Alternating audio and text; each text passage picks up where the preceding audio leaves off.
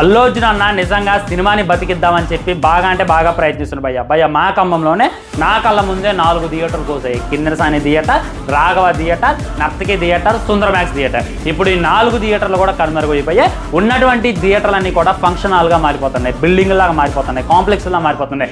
ఎలాంటి సిచ్యువేషన్లో సినిమాని థియేటర్కి వచ్చి జనాలు ఎంజాయ్ చేయాలి, సినిమా ఇంకా బతకాలి, సినిమా అనేటటువంటిది థియేటర్లోనే ఆడాలి అనేటటువంటి ఉద్దేశంతో మన అల్లు అర్జున్ అన్న మన కోకాపేటలో చూసుకున్నట్లయితే ఒక భారీ థియేటర్ని అయితే నిర్మించడం జరిగింది. ఈ థియేటర్లో చూసుకున్నట్లయితే 4 బిగ్ స్క్రీన్లు అయితే పెట్టడం జరిగింది. ఒక్కొక్క స్క్రీన్ వచ్చేసి 75 అడుగుల పొడవు వెడల్పు ఉండబోతుంది అనమాట. ఒక్కొక్క స్క్రీన్ దగ్గర ఒక్క దెబ్బకే 700 మంది అయితే కూర్చోవచ్చు అనమాట. ఇది చూసుకున్నట్లయితే ఈ ఉగాదికి ప్రారంభమవుతుంది. అండ్ ఈ థియేటర్ ఏదైతే ఉందో హైదరాబాద్ ప్రైడ్గా ఉంటుంది. దీని తర్వాత ఎల్బీ నగర్లో ఒక ఐమాక్స్ నిర్మించేటటువంటి ప్రయత్నం చేస్తున్నాం అని చెప్పి క్లారిటీగా క్లుప్తంగా అర్థమవుతుంది.